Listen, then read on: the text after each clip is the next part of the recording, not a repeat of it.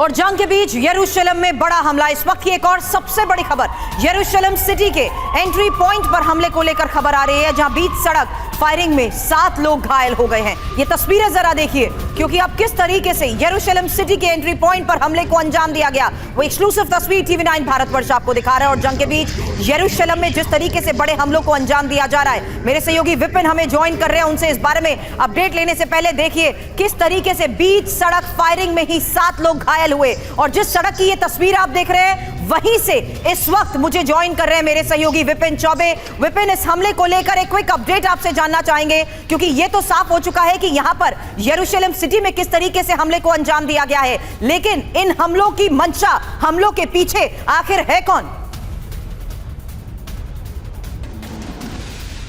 देखिए सुरभि, मैं आपके सवाल का जवाब दूं, लेकिन उससे पहले मैं आपको बता दूं कि TV9 भारतवर्ष इकलौता पहला भारतीय चैनल है जो जहां पर सुबह वो आतंकवादी हमला हुआ है वहां पर पहुंचा है। और इस वक्त लोगों की तादाद आप देख सकते हैं। सबसे पहले उस घटना का ब्यौरा मैं आपको दे दूं। देखिए, यही वो बस स्टैंड है जहां पर सुबह लोग खड़े होकर अपनी बारी की प्रतीक्षा कर रहे थे, और यही वो सड़क है जहां पर उनकी कार आकर रुकी थी। सामने आपको वो कैमरा नजर आ रहा है, इसी कैमरे के पास आतंकवादियों की कार आकर रुकती है।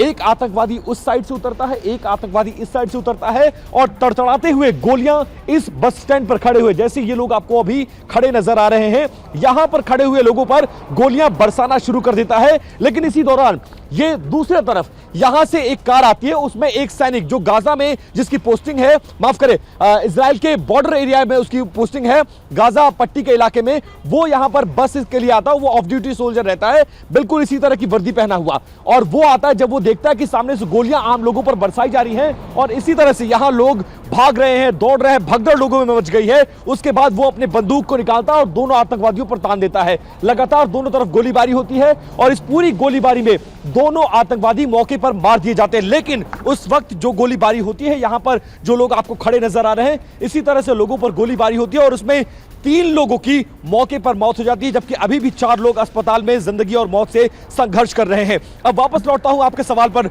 सुरभि।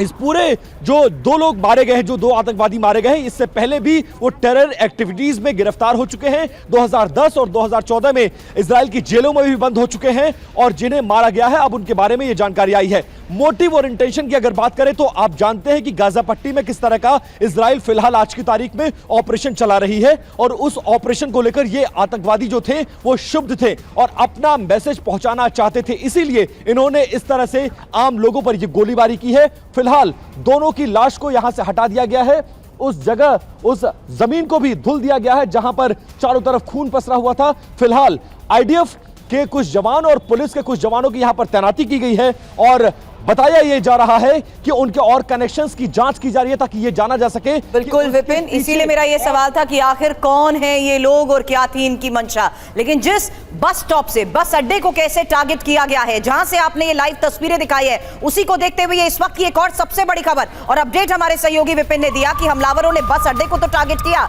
हमले में 2 लोगों की मौत हो गई है, हालांकि गंभीर रूप से ये घायल थे, और 3 लोगों की मौत को लेकर इस वक्त ये अपडेट मिल रहा है, क्योंकि लगातार जिस तरीके से फायरिंग कर इस हमले को अंजाम दिया गया है, 3 लोगों की मौत को लेकर इस वक्त की ये सबसे बड़ी खबर है। हालांकि हमले के बाद इजरायली फोर्सेस अलर्ट है। वेस्ट बैंक से सटे यरूशलेम शहर की सीधी तस्वीर आपको TV9 भारतवर्ष दिखा रहा है, जहां पर इस वक्त मेरे सहयोगी विपिन चौबे मौजूद हैं, और उन्होंने बताया कि किस तरीके से मास शूटिंग से वेस्ट बैंक में हड़कंप मच गया है। जेनिन में भी बड़ी संख्या में IDF जवान तैनात हैं, और जिस तरीके से इस हमले को अंजाम दिया गया है, जाहिर सी बात है